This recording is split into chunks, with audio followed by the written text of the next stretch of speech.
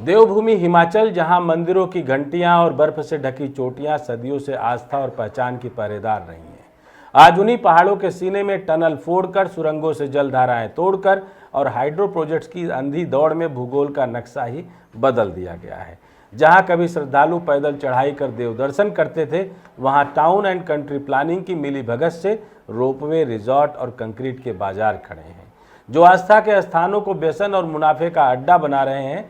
यह सिर्फ पहाड़ की मिट्टी का क्षरण नहीं, बल्कि देव संस्कृति और विरासत पर सीधा वार है। और अगर अब भी यह खेल नहीं रुका, तो आने वाली पीढ़ियां यहां आस्था खोजने नहीं, विनाश का म्यूजियम देखने आएंगी। नमस्कार, मैं डॉक्टर विजय शुक्ल। हिमाचल के पहाड़ कभी सिर्फ अपनी बर्फीली चोटियों, देवदार के जंगलों, कलकल बहते झरनों और बर्फ से ढकी घाटियों के लिए जाने जाते थे। यहाँ की हवा में सुकून था, यहाँ का पानी जीवन देता था और यहाँ के लोग जानते थे कि पहाड़ को कैसे जिया जाता है। यह वह दौर था जब यहाँ कोई टाउन एंड कंट्री प्लानिंग जैसी संस्था नहीं थी, जब विकास का मतलब था स्थानीय जरूरत के हिसाब से प्राकृतिक ढांचे के साथ तालमेल बिठाकर काम करना, ना कि पहाड़ की रीढ़ पर कंक्रीट का बोझ लादना। तब गांव की पंचायतें, परंपरागत कारीगर और बुजुर्ग तय करते थे कि ढलान कहाँ छेड़नी है, मकान कहाँ बनना है और जंगल को कैसे बचाना है। काटने वाली बात नहीं थी वहाँ पर। आज तस्वीर पूरी तरह बदल चुकी है। टाउन एंड कंट्री प्लानिंग जैसी संस्थाएं जो कागज पर संतुलित विकास के लिए बनी थी, असल में पहाड़ की बर्बादी के नए ठेकेदार बन गई हैं। मंजूरी देने की प्रक्रिया यहाँ नियमों की नहीं, पैसों और दबाव की भाषा में होती है। नक्शा पास करने का मतलब अब यह नहीं कि निर्माण सुरक्षित और पर्यावरण अनुकूल होगा, बल्कि यह कि ढलानों को काटा जाएगा, नदियों के किनारे पक्का किया जाएगा और जंगल को हटाकर कंक्रीट की जंगल खड़े कर दिए जाएंगे। पहाड़ की देह पर मंजूरी की मुहर अब विनाश का संकेत बन चुकी है। कुल्लू, मंडी और मनाली में टीसीपी की भूमिका इस बदलाव की जिंदा मिसाल है। कुल्लू में ब्यास और पार्वती नदियों के किनारे जिस तेजी से होटल और बाजार की कतारें खड़ी हुई, वह किसी प्राकृतिक संतुलन का हिस्सा नहीं, बल्कि उसके खिलाफ सुनियोजित हमला था। बरसात में जब ब्यास उफनती है तो सबसे पहले यही इमारतें टूटती हैं, और यह वही निर्माण है जिन्हें टीसीपी ने अनुमति दी थी। मंडी में सतलुज और ब्यास के संगम पर हाइड्रो प्रोजेक्ट्स के नाम पर पहाड़ों के पेट में बारूद से सुरंगें बनाई गई, ढलान खोदी गई और मलबा नदियों में फेंक दिया गया। यह मलबा बरसात में बहकर नीचे बसे गांव और कस्बों में तबाही मचाता है। मनाली में पुराने बस स्टैंड से सोलंग तक की सड़क के किनारे और ब्यास के किनारे बनी इमारतें अब हर साल बर्फ पिघलने और बारिश में पानी में डूबती हैं, क्योंकि नदी के बहाव का रास्ता टीसीपी की मंजूरियों ने ही संकुचित कर दिया था। हाइड्रो प्रोजेक्ट्स का खेल और गहरा है। कुल्लू मंडी बेल्ट में दर्जनों बड़े और छोटे प्रोजेक्ट्स बने, लेकिन उनका पर्यावरणीय प्रभाव आकलन सिर्फ कागज पर हुआ। 100 मेगावाट से छोटे दिखाकर कई प्रोजेक्ट्स को मिनी या माइक्रो कैटेगरी में डाल दिया गया, ताकि जनसुनवाई और कठोर पर्यावरण मंजूरी से बचा जा सके। सुरंग निर्माण से पहाड़ के भीतर दरारें पड़ी, जल स्रोत सूख गए और ढलान कमजोर हो गए। मलबा प्रबंधन के नाम पर नदियों के किनारे कचरे के पहाड़ खड़े कर दिए गए, जो बरसात में बहकर निचले इलाकों में बाढ़ और विनाश का कारण बने।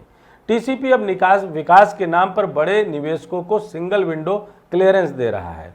इसका मतलब है कि अगर तय समय में मंजूरी नहीं मिली तो प्रोजेक्ट स्वतः मंजूर माना जाएगा। इसमें पर्यावरणीय और भू सर्वेक्षण जांचों का महत्व खत्म कर दिया गया है। यह नीति विकास की नहीं, बल्कि विनाश की ऑटोमेटिक मशीन है। धर्मशाला, मैक्लोडगंज में टीसीपी नियमों का उल्लंघन करते हुए 20% इमारतें 4 मंजिल की सीमा पार कर 7 मंजिला हो चुकी हैं। यह सिर्फ नियमों की अनदेखी नहीं, बल्कि आने वाली त्रासदी का लिखित निमंत्रण है। इस लालच और लापरवाही का नया प्रतीक है बिजली महादेव रोपवे प्रोजेक्ट। कुल्लू का यह धार्मिक और पारिस्थितिक धरोहर स्थल लगभग 2.5 किलोमीटर लंबे रोपवे के नाम पर महंगे और संदिग्ध ठेके की जद में है। सरकारी दस्तावेजों में पहले इसकी लागत 186.97 करोड़ रुपए थी, लेकिन कुछ ही महीनों में यह बढ़कर 284 करोड़ रुपए हो गई, ऐसा सबूत और सूत्र कहते हैं। यानी लगभग 118 करोड़ रुपए प्रति किलोमीटर, जो भारत के किसी भी पहाड़ी रोपवे प्रोजेक्ट के मुकाबले लगभग दोगुनी है। जमीन का अधिग्रहण राज्य सरकार कर रही है, जिससे निजी निवेशक को मुफ्त में जमीन मिल रही है। ठेका एनएचआई को दिया गया है, जिसके पास रोपवे निर्माण का तकनीकी अनुभव नहीं है। यह फैसला तकनीकी गलती नहीं, बल्कि किसी खास कारोबारी नेटवर्क को फायदा पहुंचाने का संकेत देता है। परियोजना के लिए 67 देवदार पेड़ों की कटाई और 3.1 हेक्टेयर वन क्षेत्र का दायरा बदल दिया जाएगा। इससे न केवल ढलानों की स्थिरता प्रभावित होगी, बल्कि जल स्रोतों का प्रवाह भी बदलेगा। पैदल चढ़ाई से जुड़ा स्थानीय रोजगार खत्म होगा और एक बार में हजारों लोगों को ऊपर ले जाने से पर्यावरणीय दबाव कई गुना बढ़ जाएगा। यहाँ भी वही खेल है, पर्यटन और विकास के नाम पर प्रकृति की बलि और मुनाफे का खेल। पहाड़ का अस्तित्व अब सीधे खतरे में है। पहाड़ मिट्टी, चट्टानों और वनस्पति के संतुलन से खड़े रहते हैं। जब आप ढलानों को काटते हैं तो पेड़ों को हटाते हैं और नदियों के किनारे को पक्का करते हैं तो यह संतुलन टूट जाता है। बारिश का पानी सीधे ढलान पर दबाव डालता है, मिट्टी बहती है, चट्टानें खिसकती हैं और निचले इलाकों में तबाही मचती है। पहले यह संतुलन स्थानीय ज्ञान और पारंपरिक विकास से बचा रहता था। जब लोग जानते थे कि कहाँ मकान बन सकता है, कहाँ खेत रहना चाहिए और कहाँ जंगल को छेड़ना मना है।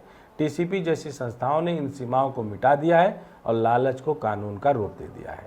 आज जरूरत इस बात की है कि टीसीपी की नीतियों का पुनर्मूल्यांकन हो, EIA प्रक्रियाओं को सख्ती से लागू किया जाए और बिजली महादेव जैसे महंगे व विनाशकारी प्रोजेक्ट की पारदर्शी जांच हो, वरना वह समय दूर नहीं जब हिमाचल का नाम सिर्फ पर्यटन नक्शे से नहीं बल्कि भारत के नक्शे से भी मिटना शुरू हो जाएगा। यह सिर्फ पहाड़ की जमीन का सवाल नहीं बल्कि उसकी आत्मा का सवाल है और जब तक पहाड़ की आत्मा को बचाने के लिए जनता, न्यायपालिका और ईमानदार प्रशासन एक साथ खड़े नहीं होंगे, तब तक यह कंक्रीट और लालच की मशीन पहाड़ को निगलती रहेगी। आने वाले हर एक कार्यक्रम में आपको देखने और सुनने को मिलेगा कि टीसीपी ने कहां, कब, कितना बड़ा खेल खेला और पहाड़ की अस्मिता के साथ कितना बड़ा खिलवाड़ किया।